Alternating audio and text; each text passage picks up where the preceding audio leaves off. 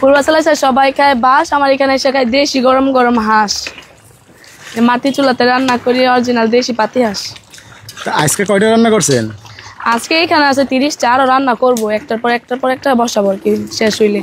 Total কত piece রান্না করবেন আজকে? আজকে 80 পিস রান্না করবে। প্রথমে যখন ব্যবসা শুরু করছিলেন কয় পিস দিয়ে শুরু করছিলেন? প্রথমে ব্যবসা করছিলাম আমি তো ব্যবসা করছি আমার পরিচিতি পেয়ে গেছিল বাদে। আমি মাসা থেকে করছিলাম তখন 2টা দিয়ে শুরু করছিলাম।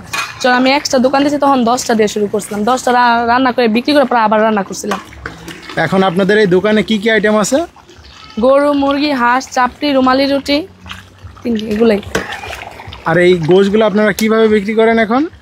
মাংস বিক্রি করি আপনার প্লেট হিসাবে, 1 প্লেট 300 টাকা সব দোকানে। আমার দোকানে একানা যে শাকিলা বাইরে লেগেছে এই জন্য 50 টাকা বাড়াইছে।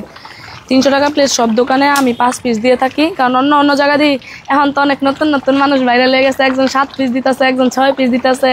কেউ তো মনে না পারতেছে 1 হাঁস পুরাই দিয়ে দেখ 300 টাকায়, কিন্তু আমি পারি না ভাই। আমি মনে করেন যে বড় করাইতে রান্না করি, আমার পিসটা একটু সাইজগুলো বড় থাকে, যার কারণে আমি 5 পিস দিতেই আমার অনেক বাধ্য জায়গা যে 5 পিস দিয়েও পারা যায় না। আমরা তো হাঁস কিনে অনেক দামে, মানে 1600 টাকা 1500 টাকা জোড়া কিনি হাঁস।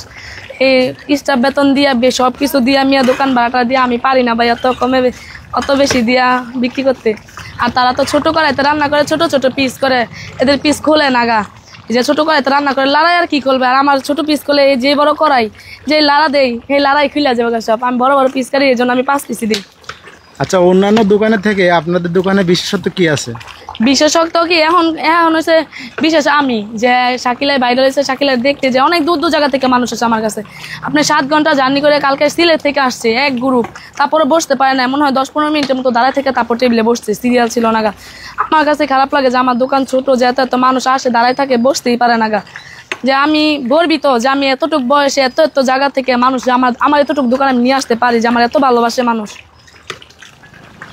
তো ভাইরাল হয়ে যাওয়ার পরে মানুষ তো আপনার হচ্ছে তার খাবারের স্বাদ মানে ভিন্নতা চলে আসে, আপনার এরকম কি হবে কি? হয় না, সবার ক্ষেত্রেই হয়। মনে করেন আমার খাবার টেস্ট আমার পুরানো কাস্টমার এখনও আগের মতোই পায়, কিন্তু যারা নতুন আসে আর কি, কারণ একজনের খাবার টেস্ট এক রকম।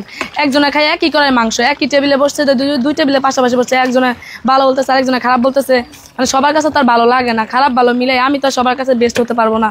সবার কাছে একজনের কাছে ভালো লাগে, আরেকজনের কাছে খারাপ লাগে। আমি মনে করি যে আমার যে নাম, আমি তো অবশ্যই চাবো আমার নামটা ধরে রাখার জন্য। আমি তো চাইতাম না যে আমার নামটা নষ্ট হয়ে যাক, কারণ এটা দিয়ে নামটা দিয়ে আমার একটা পরিচিতি, নামটা দিয়ে আমার সুনাম, নামটা দিয়ে আমার বেচা কিনা, আমার টাকা পয়সা। তো এটা যদি আমি নষ্ট করে খারাপ করে রান্না, তাহলে তারা হবে না। আমি তো চাবোই ভালো করে করার লেগে। এখন মানুষের তো আপনার একটা ব্যবসা দেওয়ার পরে একটা স্বপ্ন থাকে যে বাড়ি করবে, গাড়ি করবে। আপনার কি স্বপ্ন আছে? এটা তো আমার ভিডিও যারা দেখে, যারা চিনে আমার, সবাই জানে যে আমার একটা স্বপ্ন আছে।